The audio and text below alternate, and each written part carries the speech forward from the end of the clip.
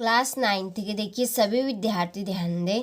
आज की इस क्लास में मैं आपको वार्षिक परीक्षा के लिए एक पेपर यहाँ पे बताने जा रही हूँ। ऐसे 6 सेट पेपर रहेंगे आपकी वार्षिक परीक्षा की तैयारी के लिए। आपको इनकी विथ पीडीएफ और विथ सॉल्यूशन दिया जाएगा। देखिए पीडीएफ के लिए आप चैनल पर दिए गए नंबर से कांटेक्ट करें, पूरी जानकारी आपको मिल जाएगी। और आप पीडीएफ खरीदना चाहते हैं तो देखिए जो चैनल पर नंबर दिए हैं या आपको इसी वीडियो की डिस्क्रिप्शन में उन नंबर मिल जाएंगे। आप ज़रूर कॉल कर लीजिएगा, आपको पीडीएफ मिल जाएगी। ठीक है, ऐसी आपको हर एक विषय की 6 पीडीएफ दी जाएगी। हर एक विषय कितने आपके 6, तो 6 की आपको 6 पीडीएफ मिलेगी। तो आप ज़रूर कॉल कर लीजिएगा दिए गए नंबर से। चलिए तो अब हम वीडियो को स्टार्ट करते हैं और बढ़ते हैं। तो देखिए कुछ इस तरह का स्ट्रक्चर आपको पेपर के ऊपर देखने को मिलेगा। यहाँ पर वार्षिक परीक्षा दी जाएगी 2024-25, कक्षा दी जाएगी 9वीं और विषय दिए जाएगा आपका हिंदी। ठीक है, इंग्लिश है तो इंग्लिश, विज्ञान है तो विज्ञान, ऐसे आपके 6 विषय। और यहाँ पर आपको समय दिया जाएगा 3 घंटे का। और यहाँ पे पूर्णांक क्या आपके नंबर है। ठीक है, आपका पेपर कितने नंबर का रहेगा, तो 75 नंबर का आपका पेपर रहेगा। और यहाँ पर कुछ निर्देश दिए जाएंगे, तो इन निर्देश को पढ़ के आपको पेपर को अच्छे से सोल्व करना है। यानी कि कुछ शर्तें हैं, इन शर्तों के हिसाब से आपको पेपर को सोल्व करना है। चलिए तो अब हम बढ़ते हैं प्रश्न की ओर। तो देखिए यहाँ पर पहला प्रश्न दिया गया है, सही विकल्प चुनिए। तो चलिए इसके हम क्वेश्चन पढ़ते हैं। तो देखिए पहला प्रश्न है कि छायावाद के प्रवर्तक माने जाते हैं, कौन माने जाते हैं, तो इसका आपका आंसर रहेगा जयशंकर प्रसाद। ठीक है, 4 ऑप्शन आपको दिए जाएंगे। इसके बाद में दूसरा प्रश्न कि प्रेम वाटिका के रचनाकार है, तो इसका आंसर रहेगा रस खान।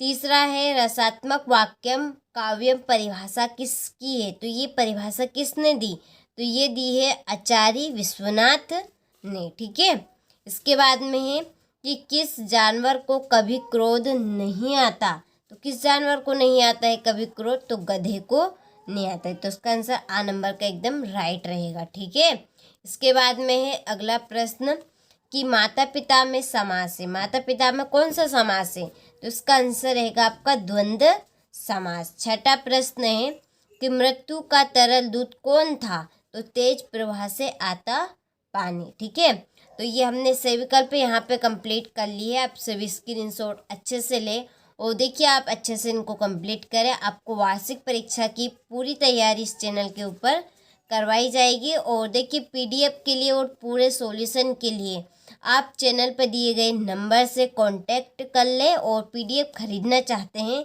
तो आप ज़रूर कॉल कर लीजिएगा। ठीक है, इसके बाद में क्वेश्चन नंबर 2, रिक्त स्थानों की पूर्ति कीजिए। इसका पहला प्रश्न है कि सोने का घड़ा शराब से भरा हो तो डेडेडेस निंदा करेंगे, कौन करेंगे, तो इसका आपका आंसर रहेगा सज्जन। ठीक है, सज्जन लोग निंदा करेंगे। चलिए फिर है महाकाव्य में जीवन का डेडेडेस चित्रण होता है। महाकाव्य देखिए नाम इसका बड़ा है देखने में। ठीक है, महाकाव्य में जीवन का कैसा चित्रण होता है, विस्तृत। विस्तृत का मतलब होगा यानी कि बड़ा। ठीक है, विस्तृत। तीसरा है कि सूर्य का तत्भव शब्द डेडेडेस होगा। तत्भव शब्द क्या बनेगा, सूर्य का सूरज बनेगा। ठीक है, फिर है हमारा कुकुर नहीं जाएगा तो डेडेडेस नहीं जाएगा, हम भी। चलिए फिर है 5वां कि प्रातः काल दोनों मित्र डेडेडेस में बंद कर दिए गए। किस में बंद कर दिए गए, कांजी होज में। इसमें आएगा आपका कांजी होज। ठीक है, यहाँ पे बिंदी है, कांजी होज। फिर है 6ठा कि 2 बेलों की कथा गद्य की डेडेडेस विधा की रचना है, किसकी है, तो इसका आंसर रहेगा आपका कहानी। ठीक है, चलिए तो आप स्क्रीनशॉट ले लीजिए। बहुत ही आराम से यहाँ पे मैं बता रही हूँ ताकि आप अच्छे से कंप्लीट कर सके। चलिए इसके बाद में हमारी ये रहेगी जोड़ी।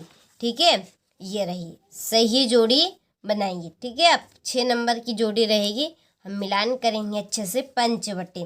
देखिए पंचवटी की आपकी जोड़ी लगेगी खंडकाव्य, ठीक है, ये है ये पहली जोड़ी। दूसरी है दो बेलों की कथा।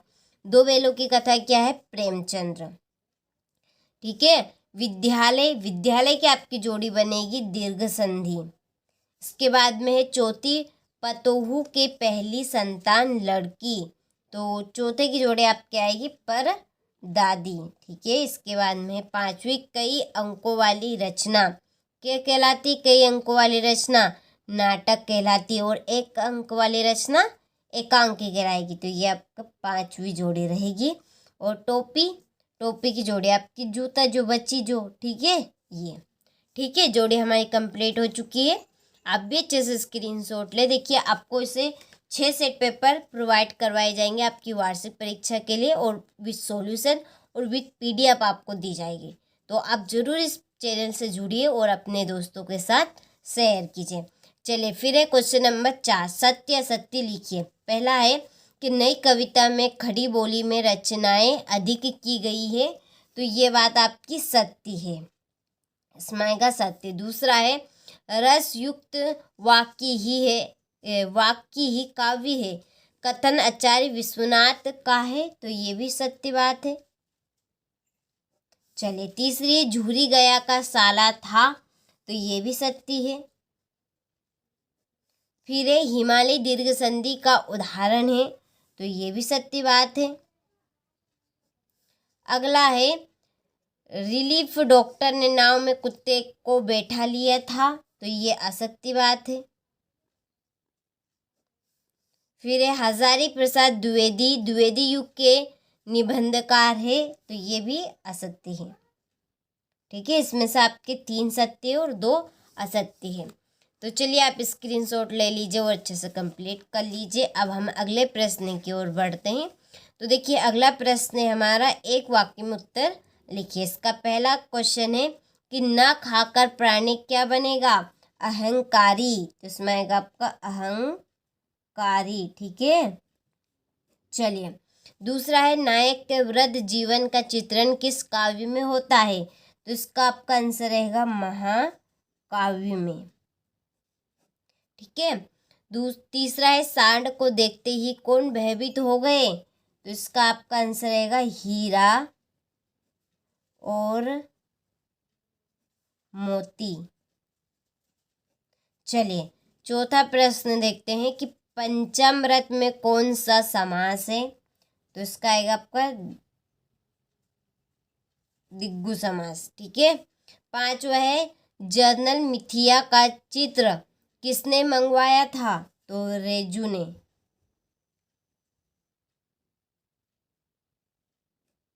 इसमें आएगा आपका रेणु, ठीक है, रेजू नहीं ये रेणु, ठीक है, रेणु ने।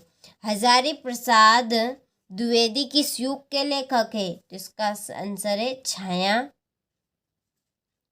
के, ठीक है, इसमें आएगा आपका छायावाद के। तो देखिए हमने प्रश्न क्रमांक 1 से 5 तक के सभी प्रश्नों के मैंने आपको सॉल्यूशन दे दिए हैं और अच्छे से बताया भी है। देखिए क्वेश्चन नंबर 6, ठीक है, क्वेश्चन नंबर 6 से 23 तक का पूरा सॉल्यूशन आपको विथ सॉल्यूशन और विथ पीडीएफ आपको कॉन्टेक्ट आप नंबर से करें, आपको वहाँ से मिल जाएगा, ठीक है। यहाँ पर मैं आपको प्रश्न बताऊंगी केवल कि भक्ति काल को हिंदी साहित्य का स्वर्ण क्यों कहते हैं, कवि ने किस प्रकार के ज्ञान को महत्व दिया है। 7वां प्रश्न है सखी ने गोपी से कृष्ण का कैसा रूप धारण करने का आग्रह किया था, अपने शब्दों में वर्णन कीजिए। 9वां प्रश्न है कि मेघ रूपी मेहमान के आने से वातावरण में क्या परिवर्तन हुए, ठीक है। चलिए इसके बाद में है पाठ्य मुक्तक एवं गेय मुक्तक में कोई 2 अंतर लिखे। 11वां प्रश्न है अलंकार की परिभाषा तथा उनके भेद बताइए। और 12वां प्रश्न है गद्य के स्वरूप को स्पष्ट करते हुए महत्व को बताइए। प्रेमचंद की भाषा से लिखी विशेषता, छोटी बच्ची को बेल के प्रति प्रेम क्यों मढ़ाया, सांवले सपनों की याद शीर्षक की सार्थकता पर टिप्पणी लिखिए। और संधि किसे कहते हैं उसके भेद उदाहरण सहित बताइए, ठीक है। चलिए बाकी के प्रश्नों का आप अच्छे से स्क्रीनशॉट ले लीजिए, ये आपके संदर्भ प्रसंग व्याख्या है। अच्छे से आप कंप्लीट करें। आपको इन प्रश्नों की पूरी PDF मिल जाएगी। आप चैनल पे दिए गए नंबर से कांटेक्ट या कॉल कर सकते हैं, ठीक है। ये क्वेश्चन नंबर 21 में आपका पठित ध्यान से, जिसको पढ़कर प्रश्नों को कंप्लीट करना है। और ये आपका क्वेश्चन नंबर 22 है। इसमें देखिए, एक प्रार्थना पत्र देना है। किसका? अपने विद्यालय के प्राचार्य महोदय को प्रार्थना पत्र लिखकर शुल्क मुक्ति के लिए आवेदन पत्र दीजिए। और क्वेश्चन नंबर 23 में है निबंध, ठीक है। 4 नंबर का निबंध आएगा। आप इसमें से जो भी आपको अच्छा लगा आप चूज कर सकते, क्योंकि सभी इम्पोर्टेंट है और 100% श्योर आपके आएंगे, ठीक है। चलिए, तो ये आपका था हिंदी का सेट पेपर ए। इसके बाद में देखिए हम आपका इसी का सेट पेपर बी देखेंगे, ठीक है। ये रहा इसका सेट पेपर बी। विश्वास नहीं तो आप देख लीजिए, इसका ये है सेट पेपर बी। अगले वीडियो में हम इसका पूरा सॉल्यूशन देखेंगे। और सॉल्यूशन के लिए देखिए, पूरे सॉल्यूशन के लिए आप चैनल पर दिए गए नंबर से कांटेक्ट करें।